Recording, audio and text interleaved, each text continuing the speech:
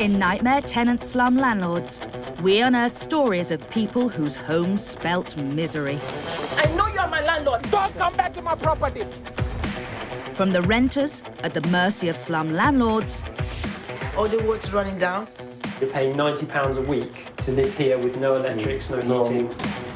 to the landlords facing financial ruin from terrible tenants. This is trashed.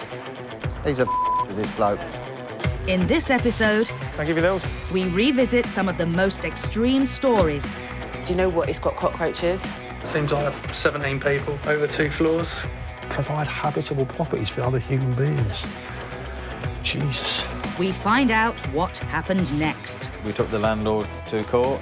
He got fined £9,000. Good. Yeah. And the lessons learned by both landlords and tenants The money that's owed, we'll never see that again. as they went through hell You are not stepping foot inside my house. for their home. Oh, that died in there.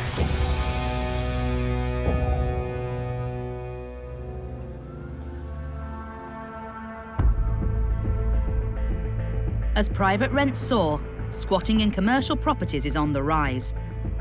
Some squatters are genuinely driven by their beliefs and respect the properties they squat. Others think nothing of cynically trashing the property.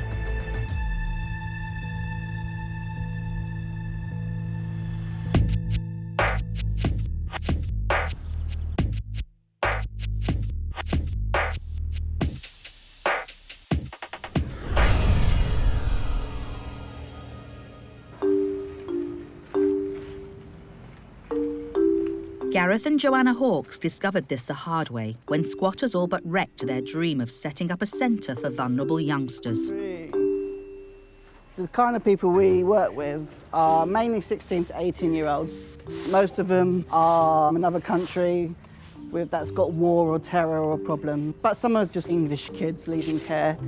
We support them in college courses, try and give them life skills. And I thought, what would be amazing would be to have a building that stayed the same in their life. Their lives are so transient. A lot of it's out of their control. I just wanted to provide a building that didn't change. Their charity, Phoenix Community Care, had bought this former Caribbean restaurant to turn into a social centre for the children. Whilst they were waiting for planning permission for renovations, squatters moved in. Called the police and we went in. They're about to leave. Yeah, they're friendly. Oh, we'd like to help in the future. Oh, yeah, that's fine, that's great. And then 3 days later, they said, no, you spoke to the wrong people. We're not that friendly. With police unable to remove squatters from commercial properties, Joanna and Gareth turned to eviction specialist Chris Sharp. See where that car's coming out of? Yeah. I think it's just beyond there. He headed to the property to serve the squatters with a notice, as there was a court hearing to get a possession order in 5 days' time. 4 or 5 will do, won't it? We'll do it to the front. Here as well. Take a photograph of that, Duke. Letterbox has been jammed on the back. There's a door here, so we'll put one on this one. We don't know if it's being used, but better safe than sorry. Just as Chris was about to leave, a sign of life. There you go. Hello, hello, hello. We've just got some documents to serve upon you for a court hearing next Wednesday. Do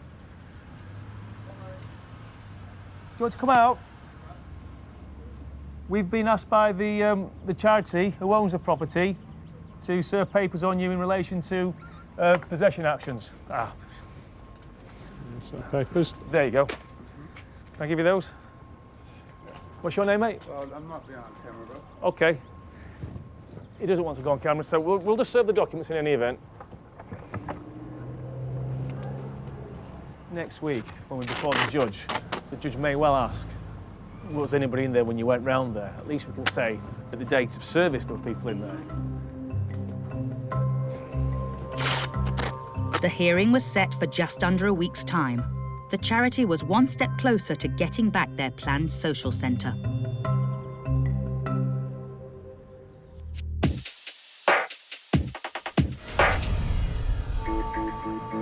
Where the phrase squatters' rights comes from, in my view, is derived from what a landlord has to do to get those squatters out. So it's not that a squatter going into a property without permission suddenly gets a proprietary right. They don't, they have no rights. They are unlawful by the very nature of what a squatter is. They are unlawful. But, if you like, they have the right not to be assaulted or to be intimidated.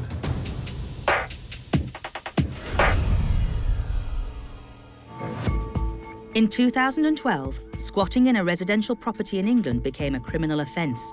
But unfortunately, for the Phoenix Care charity, squatters still have rights in a commercial premises. Those squatters, they really held the Phoenix charity to ransom, really. Tried to put it back on them. Well, if you're a charity, you should be looking after us. Well, that's not how it works.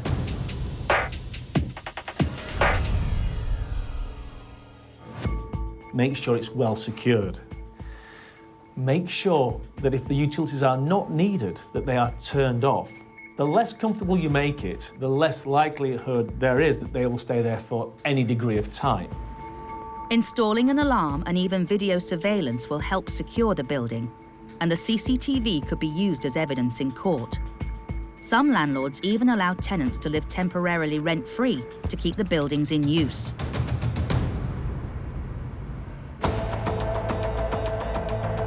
In Britain today, there's a huge shortage of social housing. One downside is the growing number of rogue landlords who convert properties into houses of multiple occupancy, or HMOs, and cram in lots of tenants.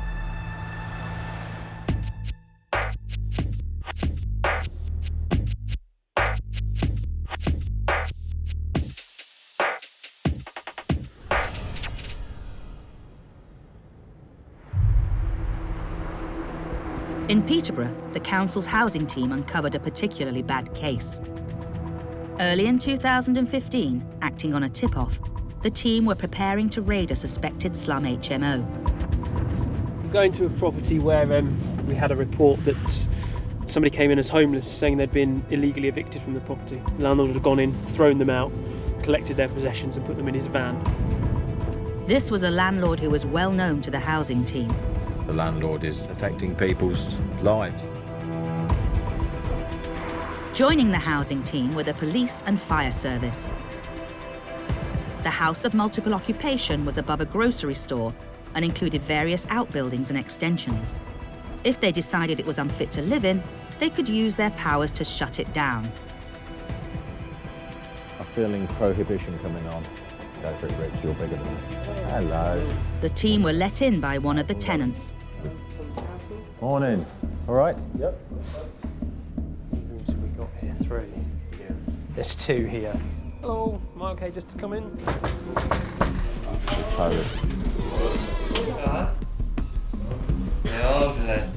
How many people live here? 3. They established there were at least 13 Eastern Europeans living here at any one time, in a warren of 5 makeshift rooms. With up to 3 people crammed into each small room, they all shared just 1 kitchen and 1 bathroom. The number of people living here is too many. This is wholly unacceptable. In recent years, Peterborough, in the east of England, has seen a large influx of immigrants from Eastern Europe. An influx that's providing rich pickings for unscrupulous landlords. Housing officers were investigating one such case, a decrepit house crammed with migrants from Eastern Europe. Look how this has been hashed up. It's covering the lights. This doesn't shut properly. No, we've got the walls out of windows thing, haven't we? Going to that extension lead. Have we got any others in here? No, just the 2. That's for a smoke detector, isn't it? Not only was it seriously overcrowded, but the entire building looked like a severe fire hazard. These doors are made out of fiberboard. There's very little fire resistance in them. That's actually got a central hinge as well. Yeah, mind yourselves on there. They also wanted to check one of the outbuildings. Access was via a rickety roof. Didn't like that. Rich, come and stand there and bounce up and down. Oh, God. Oh, gee, what? Get off this roof because it's bowing as we stand on it. Hello? They were tipped off about a number of people living there too. Come in here. No electrics. No. No heating. It's cold in here, isn't it? The heating's not working. And you live here, yeah? Yeah. How much? 45 pounds. A week. A week. Two person. Your friend pays £45 and you pay £45. Yeah, so you're paying £90 a week to live here with no electrics, no heating. No. Okay. This looks like it's some sort of storeroom or something. It's just been hashed together. You know, electrical hazards and everything else. I mean, this is just indicative of the whole property. There's 2 people living in here, each paying £45 a week, so £90 a week to live in what is essentially 4 walls and a roof. There's nothing else. Another building, which housed 9 people, had no heating or electricity. Okay, electric, no bino, no electric. How long no electric? 2 weeks. And the tenants told Gareth why it was cut off. She said if I don't know, paid debt for people, we have no electric. Okay, the lady's informed me that the other people who have left rent arrears, and the landlord has told this lady that if she doesn't pay all of their rent arrears as well as her own rent, she can't have any electric. Withdrawal of services is criminal offence. The housing team were gathering evidence in order to slap a prohibition order on the building, which would deem it unfit for human habitation. It'll be prohibited from use. Got no shadow of doubt about that at all. Got all the things wrong with it you can imagine. It's just a no-no. It's not It's not housing, it's not acceptable. We'd have to prohibit that, I don't think there's any doubt about that. It's pretty serious stuff, isn't it? Yeah. Shutting down the house and making the tenants homeless isn't a decision the team make lightly, but they were determined that the landlord should make it habitable.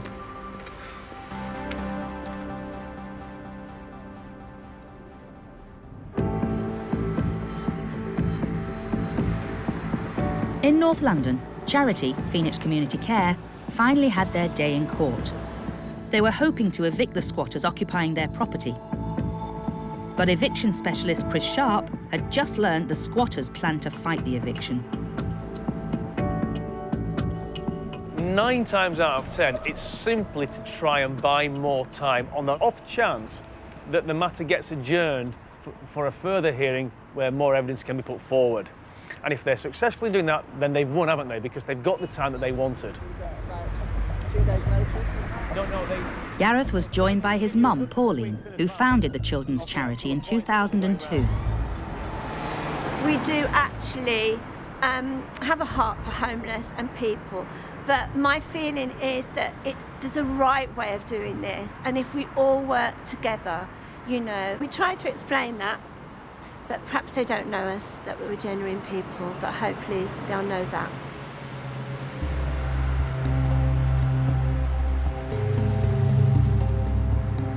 The court case lasted 10 minutes. We got there, didn't we? Yes, And we got the order. You were brilliant. Thank you so much. And it went the charity's way. So, guys. Thank you so much. Pleasure. He was a no-nonsense judge, wasn't he? Absolutely. And he just said they were trying some tactics, but he just went, no, you've got to get out. That was basically it. And you were brilliant. Thank you so much. Oh, that's very kind, Pauline. It was so worthwhile. Thank you. So much. Stay Pleasure. in touch. Pleasure. Well done. Great Thank you. service. Cheers, Gareth. Thank you. Bye-bye now. Bye. Thanks.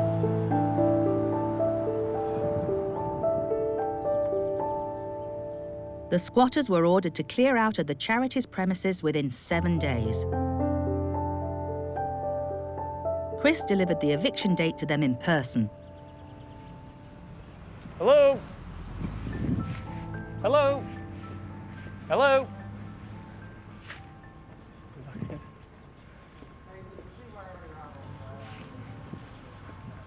Hello there, mate. Do you want to answer the door a moment? Just official enough for you? Yeah, do you want the order? Yeah, can you just leave it in front of the door, please? Well, I can hand it to you, it's all right. It'll blow away. I'll literally hand it to you and we'll go. Okay. The guy that was at the window was at the hearing today.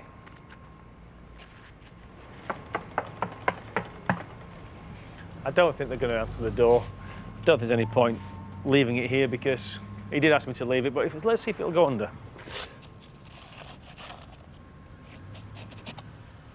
Served. We can just go away now and wait and see what they do. Hopefully they'll leave, and if they don't leave, we'll simply have to wait for the bailiffs.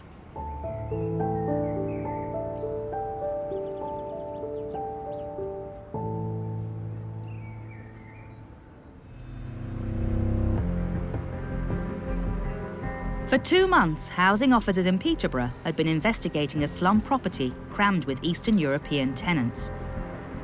Having decided that the building was unsafe and unfit for human habitation, the team's next step was to slap a prohibition order on the property owned by landlord Binny, who runs the grocery shop below. I'm single. Is he smiling? Available. He now had to carry out extensive repairs before renting it out again. Won't faze him. He's not overly interested, but whilst the property is going to be prohibited from use, he will not get any rental income from that, and that tends to focus their minds a bit.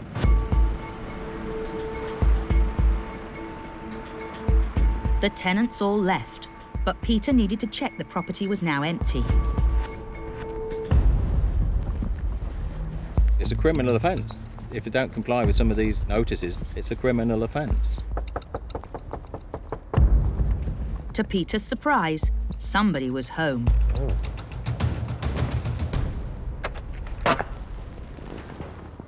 Hello, I'm from the council. How long have you been here? 3 or 4 days, yeah? Yes. Yeah, okay. Right, and who lives here? Is it just you two? And another one. Sorry? Another one woman. One more woman. Right, what are you doing? Decorating? Making it pretty? Yes. Okay. Instead of making the repairs, it looked like the landlord had re-let the flat to 3 Polish women who were simply redecorating it. Anna's in there. All still waiting. He's got a big shop, doesn't he? Peter was keen to interview the young women and find out how they came to be here. Who is your landlord? Binny, this man who's work downstairs. Okay. Right. Do you go downstairs to pay the rent in the shop? Yes. And you give it to Binny? Yes. Yes. In cash? Yes. Do you get a receipt? Yes. Yes. Despite the women spending time and their own money on making the place a home, Peter had some bad news. My advice to you would be at least to start looking for something else. It's not good news, I know. I know you didn't want to hear that, but we have to do what we have to do here. We can't have people living in places like this. It's not acceptable. I don't know. And this is terrible. Really, because I think I have my house, my place here. And now? No. As Binny was still putting unsuspecting tenants at risk, Peter needed to get the prohibition order in place as soon as possible.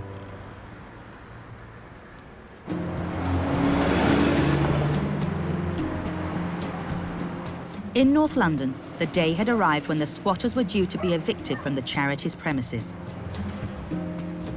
Chris Sharp, with over 16 years' experience in housing law, knew that evicting squatters could be tricky. I'd like to get there and find the property empty. Some people can be quite violent and hostile towards you. I've had cases before where they've taken the lead, they've taken the copper. You go into properties and there's literally water just gushing out of the walls where pipes used to be. Now that is what we are all hoping does not happen.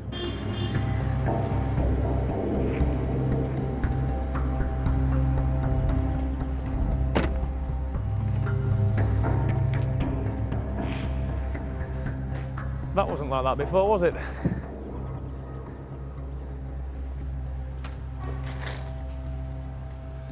Hello?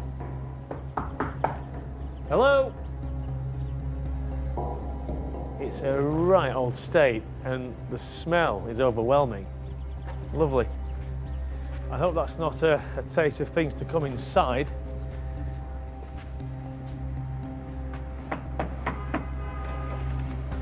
That's locked up, that. This one as well.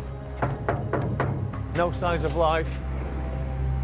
Electrical ducting pipes were dumped outside, but the valuable copper wiring was missing. I just really hope that it's not like that throughout the copper and the lead's being taken, because if it is, then it's going to be chaos in there. Hi, Gareth. It's not looking good in there. Yeah. Hi, Pauline. My Nice sister- to see you again. You're right. I've shouted, I've knocked on the door. Doesn't seem to be anybody in. This is disgusting. The bailiffs arrived to evict the tenants. Yeah, I'll come with you. Just watch your feet, gents. There's a few... yeah, we can. The floor was covered in what smelled like human excrement.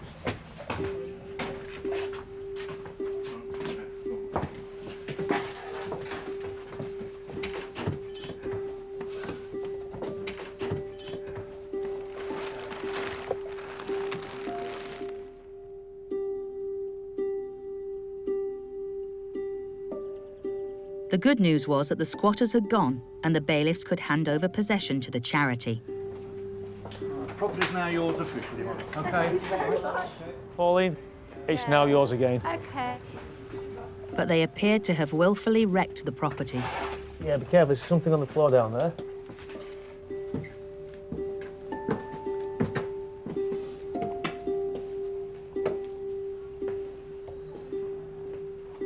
It's really sad.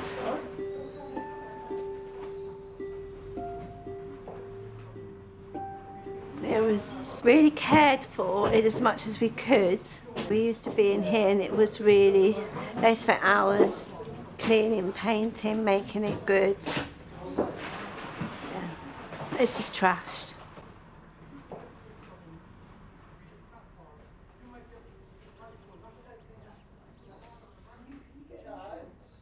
How does it compare to what it was like when you took it? They've trashed it. Have they?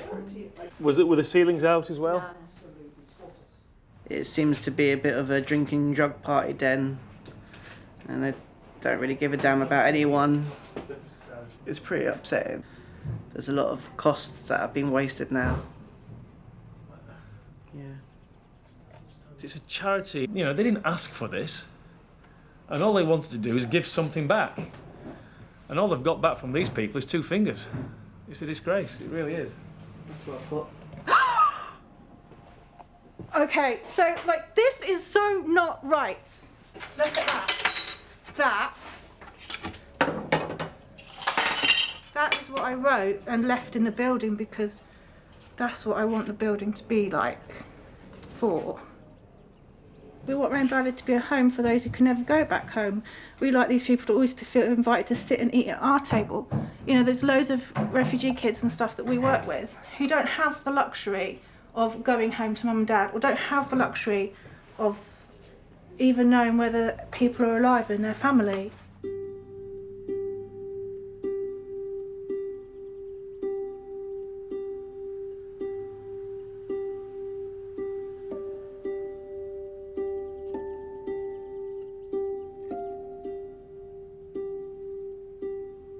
We're going to board it up by our locksmiths here, and when we're calm, we've got over the emotion, sit down and make a plan. Over 18 months we have vision of doing the building up, 3 floors, which we've got planning permission, thank you Harringay. But we won't do anything in haste, we'll be wise, because we've just got to move forward. But we will do it. For the first time in a generation, more people rent privately from landlords than from councils or housing associations. And that means conflicts between landlords and tenants are soaring.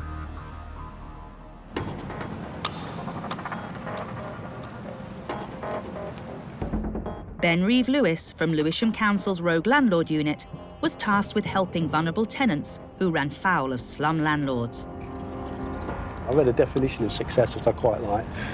Success is that when you die, is to know that at least one other person breathed a little bit easier because you lived, which I quite like. And I think my job is helping people breathe a bit easier, and I've got quite a few of them. So when I finally do pop off, I'm not planning to go anywhere, but when I do, I'm going to just point to the book and go, have a look at that, mate. Yeah? I'll be standing there next to some of the landlords and agents that I've been dealing with who are going to be getting the escalator down.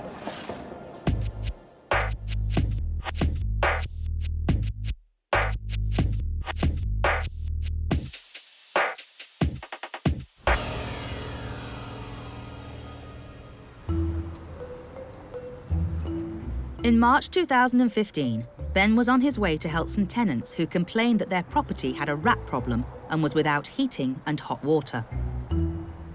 The owner of the property, we've had a few run-ins with, which has been a bit unpleasant. In London, this is an increasingly common scenario. A house of multiple occupation, or HMO. A normal 4-bedroom house had been carved up into 7 tiny bedrooms, housing as many as 12 tenants. Hello, Julius. Hello, Kelly. All of whom shared 3 bathrooms and 3 kitchens. You have a look in there. It's empty. There's 2 girls in here, but we've got 2 bunk beds and a single bed all crammed into one room. And there's another guy there and another guy up there. There's no heating, which is why I've got all this gear on. There's no hot water, and it's been like this for months. All paying rent, and no one wants to fix it. London rent in 2015. The landlord is legally obliged to provide heating and hot water. To build a case against the landlord, Ben wanted to talk to some of the tenants.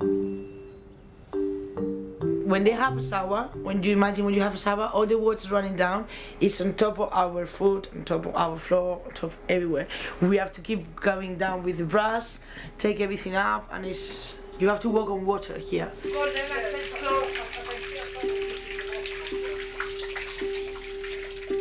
Miriam and Demetrius had recorded what happened when someone had a shower in the bathroom above them.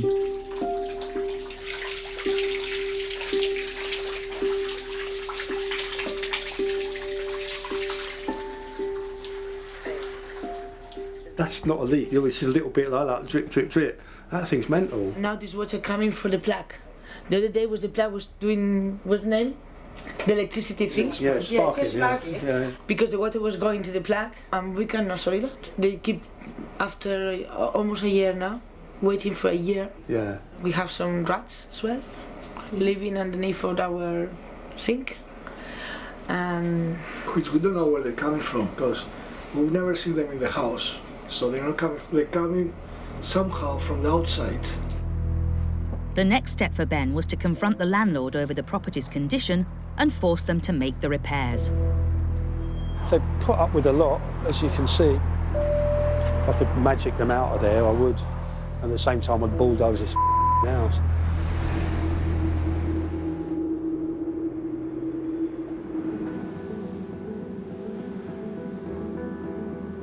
Rainbow Alley was always meant to be a safe haven for young people who have lost their parents. But when squatters moved in and caused extensive damage, the building was declared unsafe and needs to be knocked down. There has been loads of movements of rats. So they're the new squatters in and they live in there now. It's horrible to go in. It just needs to be knocked down. 8 months after the squatters left, after lots of fundraising and paperwork, the charity now have planning permission for a brand new building.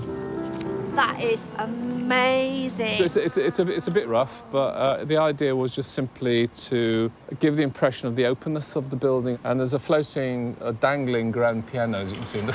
That's so cool. And today, architect Noel Isherwood is revealing his designs for the new state-of-the-art community centre. So 2 floors of really public building, and then the sort of office suite at the top. Yeah. It's How do you think? You like brilliant. It?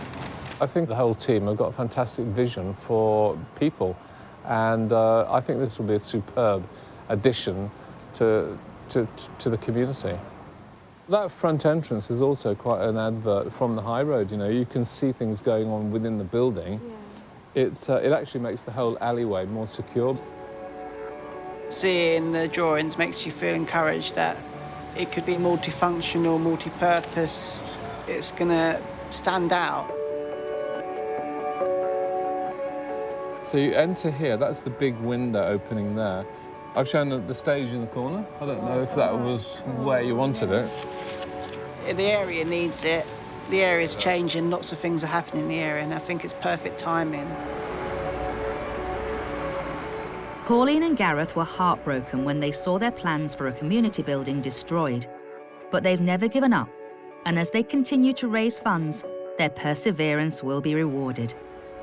What we saw on those pictures is what hopefully we're going to see in a few months, maybe a year's time.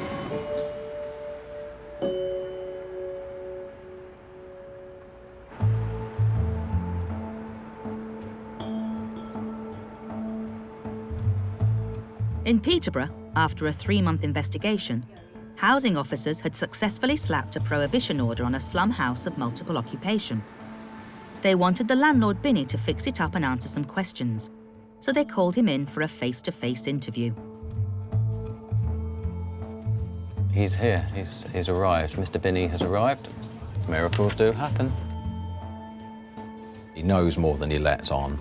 He's obviously seeing that it's a dwelling that he can't rent out and get an income from, so that will be upmost in his thought. So there's a question, we need an answer, all of these. Who lives in the property? And I'm not going to let go of this because this is important and this is a legal requirement. Binny denied that anybody was living in the flat. Let me just make sure I'm quite clear about the answer to my question. Is anybody living in that flat? Fine, okay. Satisfied the property was now empty, Peter wanted Binny to hand over vital paperwork, including the gas safety certificate, ex-tenants' contact details, and their tenancy agreements. The documents that we want are particularly important. They're as important as this, otherwise it gets serious. And I mean it, and I'll stick to it, and I'm not going to give you any more time. No problem. Thank you very much.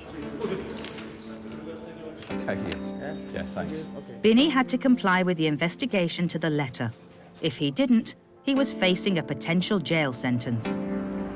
Hopefully he'll produce the goods, otherwise I'd have to be looking at recommending prosecution for failure to comply with the legal requirement. I'm sure he wants us off his back, and I'd gladly get off his back if he just went away and did the right thing.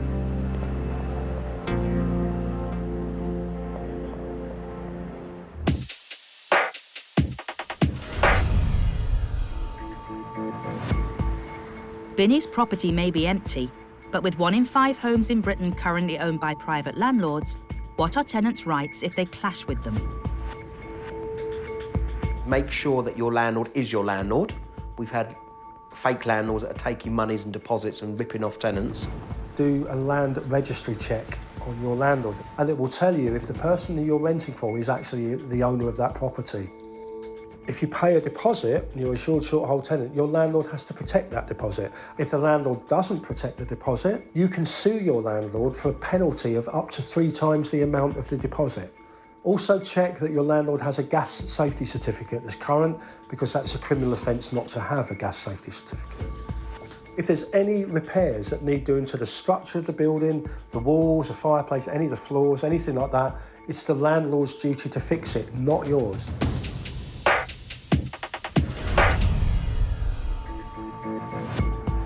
In 2014, over 200,000 renters faced revenge evictions. A new law should change things. If there's a problem in the property and the tenant complains to the council and the council serves certain works notices, that stops the landlord actually evicting that tenant. So it's been an important development that protects tenants in very poor properties. And also, for the period that you are the tenant in that property, you are, to all intents and purposes, the owner of that property. And you can exclude anybody you like, including the landlord, who would be trespassing if they went in without your permission.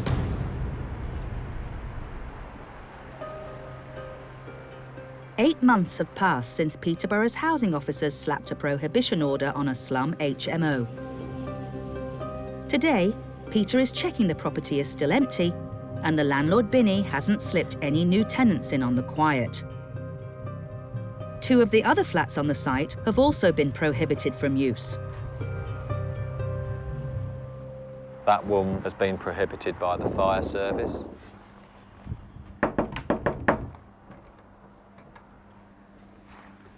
I don't think we've got anybody living here, which is as it should be. It's prohibited from use, as the notice says. For housing officers, the job's only half done. The HMO may be empty, but with the town's acute shortage of cheap rentals, the best outcome would be if Binny did the property up and let it out again. So Peter pays him a visit. I don't really want to be filmed on TV.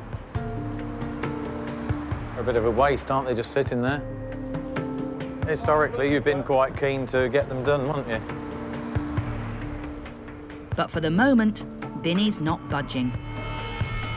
Things okay? I think he has long-term intentions to actually put them back into use.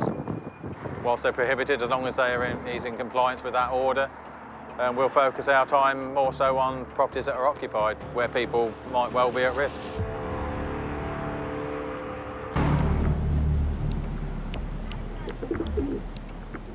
In Lewisham, Ben Reeve-Lewis from the council's housing team was investigating a run-down house of multiple occupancy with no heating or hot water. But the situation had taken a turn for the worse. One of the tenants reported that two men claiming to be builders had attempted to throw him and his family out. Forcibly evicting a tenant without a court order is illegal, and it was time for Ben to get some answers. He arranged to meet the landlord at the property. This is the slab vest going in. Situations like this sometimes turn nasty. It's all really absolutely safe, but you never know. Take care. I'll Don't try. do anything I wouldn't do. Thanks, Mum. Two guys turned up at the front door with iron bars, and they kicked the door in. Ben had organised a joint operation. Sean from planning was worried about illegal multiple occupation. You know Chambers? Chamberlain from environmental health was worried about the freezing cold conditions and rats. The landlord and her partner arrived to face the music. It's against my privacy, No. please. Can you stop that, please? No, legally I can. No, it's film not. on You a haven't got a public highway. consent from me. No, You haven't we're got not. a consent. Okay, you're not allowed on premises here. She's not on the premises here. I'm going to have to go in. What troubles me is that the tenants upstairs have told me that when your builder arrived, they actually kicked the door in. It was very intimidating for them. You wouldn't normally get that from the builder. That's a lie. I did bring the workmen here, right, to do the gas, the doors and all that. The workmen were harassed by one of those, and apparently they called the police. Yeah. The top unit, at the moment there's 7 people in there, and planning-wise we'd look at that as a change of use. That's done without her knowledge. I would never have. That was That's done what without my her knowledge. problem is. Because when I came, I was in shock. The landlord insisted one of her tenants had been subletting the other rooms, unbeknown to her, and he was to blame for the property's poor state. Oh, he was your tenant? Yeah, that's what I have a tenancy agreement. Which is, I am the victim problem, here. I am the victim the here. problem you've got. She hasn't received a rent from him since June. With respect, what you've told us sounds credible, but we've got no proof of it. Responsibility-wise, as unpalatable it is, legally speaking, you would be responsible for what's happening in here. I hope it's not on. If it's on a public domain, I will come to you. By blaming the tenant, the landlord was attempting to duck all responsibility. She has a very plausible story. It kind of fits together quite well. Got no proof that it's true. And I dare say if we get the agent in, he's got to say something different. Just as Ben was about to leave, tenant Demetrius arrived home from work and cast serious doubts on the landlord's story. What she said to me is that he rented this property off of her, and then without her knowing, he put all you people in it, and he's not paying any money to her. It's a common scam. She rents to him, he rents to someone else. The guy who is with her, I don't know if her husband or not. Yeah. I've seen the guy before. He's the guy who gave us the keys to move in. When is like, I want And to the show story you this falls house. apart. Yeah, they were together when they opened the door for me. Thanks for telling me, Demetrius. Yeah, see you later. Bye. Well, I feel such a plum. No, I don't really. All of that bullshit that she said, the story fell apart within 30 seconds.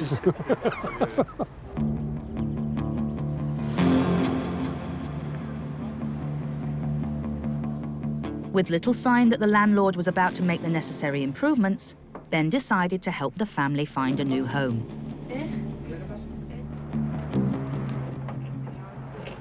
No more bangings from upstairs, no more problems with the landlords, everything perfect with the contracts. No more animal friends? No. It's amazing, amazing. We are super happy. Super happy. Yeah, we make it. Their new place was in a leafy part of South London.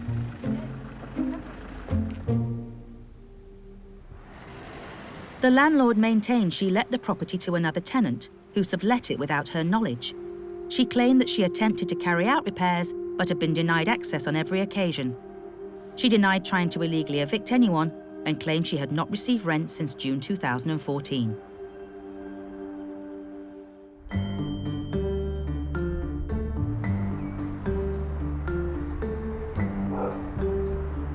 It's been 7 months since Miriam and Demetrius moved to their new home, and the nightmare they went through in their old run-down, rat-infested house is becoming a distant memory. This house is amazing. It changed life. It's totally back to heaven.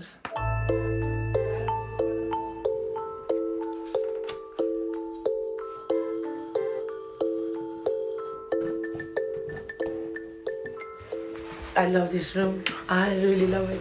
Remember, we had the other problem in the other house with noise and sleep. Oh, it's even so quiet. They don't listen, nothing. Not even the neighbors, not even the house, nothing.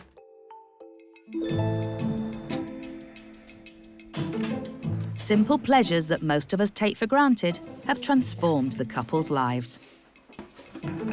We cook every day. We are Greek and Spanish. We love to cook. We cook a lot now, you can see.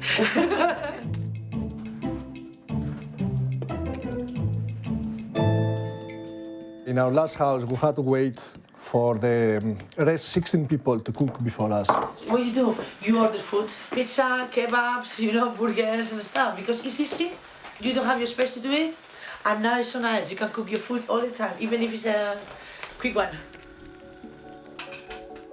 The terrible conditions the couple were living in put a lot of pressure on them. Before, we would be stressed and having fights with our neighbors without really have nothing against them. It was problems that were arising by 15 people living together. It's not happening. It was this stress, this pain for your family to suffer so much. Now I look healthy and a little fat because we were more relaxed, which is nice.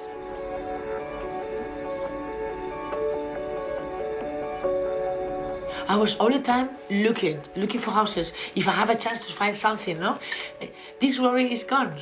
You don't have to look for nothing else again. It's like, it's over. I feel home. Finally, I put my roots. Since filming, in June 2015, a bankruptcy order was made against Miriam and Demetrius' former landlord at the request of Lewisham Council's Council Tax Enforcement Section.